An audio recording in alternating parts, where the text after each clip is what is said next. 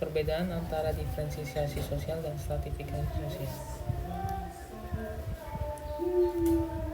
Pada hakikatnya setiap manusia di hadapan Tuhan adalah sama. Pernyataan tersebut merupakan hal yang secara universal diakui oleh manusia. Namun dalam masyarakat dipandang ada yang berbeda karena status yang dimilikinya. Sepanjang perjalanan proses pembangunan tak selamanya mampu memberikan hasil sesuai dengan apa yang diharapkan oleh masyarakat. Pembangunan yang dilakukan di masyarakat akan menimbulkan dampak sosial dan budaya bagi masyarakat.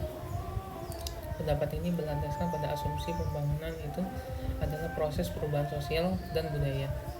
Selain itu, masyarakat tidak dapat dilepaskan dari unsur-unsur pokok pembangunan itu sendiri seperti teknologi dan birokrasi.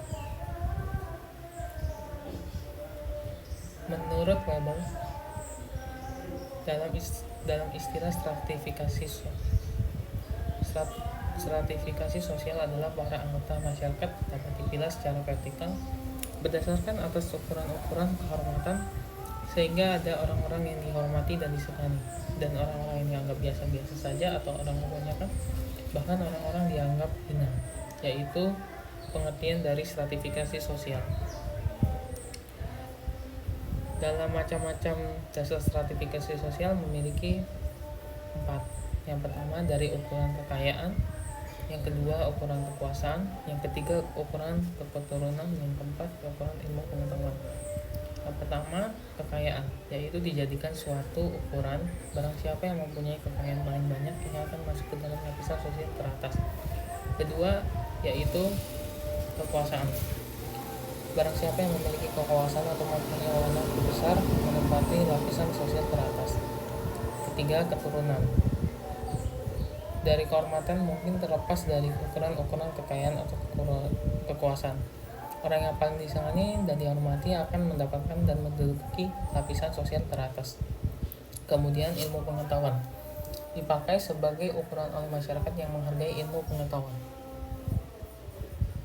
Dalam sifat stratifikasi sosial memiliki stratifikasi sosial tertutup, yaitu sebuah pengelompokan di mana anggotanya atau yang masuk dalam anggota ini tidak dapat masuk atau bergabung ke kelompok lainnya.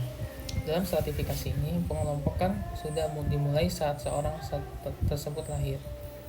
Contoh stratifikasi sosial, yaitu sistem ini kasta pada agama Hindu di Indonesia pada zaman kerajaan Hindu-Buddha. Yang kedua, stratifikasi sosial terbuka, yaitu sebuah pengelompokan di mana anggotanya dapat dengan mudah untuk masuk ke kelompok lain dengan tujuan memperbaiki status sosial dan sebagainya. Pergantian kelompok ini dapat ditentukan oleh status, harta, dan ilmu pengetahuan seseorang. Contoh stratifikasi ini adalah pada masyarakat modern dapat mengelompokkan masyarakat berdasar harta, kekayaan, atau jenjang. Kemudian stratifikasi sosial campuran, yaitu pengelompokan masyarakat anggota dapat pindah ke kelompok lain dengan batasan tertentu. Stratifikasi ini bersifat terbuka dan tertutup atau bisa dikatakan perpaduan dari kedua stratifikasi sosial di atas. Kemudian biasanya berlaku di daerah pelarian dari desa ke kota. Bisa juga dikatakan tempat di mana terdapat dua kebudayaan berbeda di sebuah daerah. Contohnya pada seorang warga di Bali memiliki kedudukan dan tingkat sosial yang tinggi di Bali pindah ke Medan, maka status di Bali tidak akan pengaruh di Medan.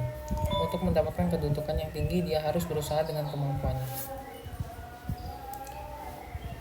Yang kedua adalah diferensi sosial.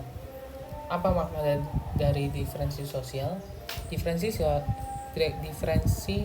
sosial merupakan pemilahan warga masyarakat menggunakan parameter yang tidak berjenjang atau setara, sering disebut sebagai parameter nominal.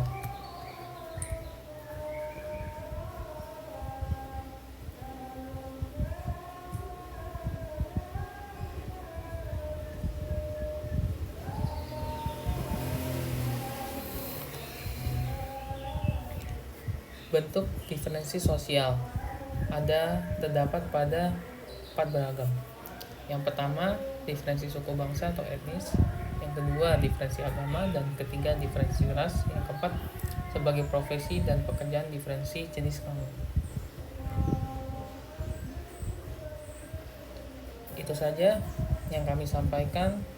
Thank you for sharing tentang sosiologi pada part tentang perbedaan diferensi sosial dan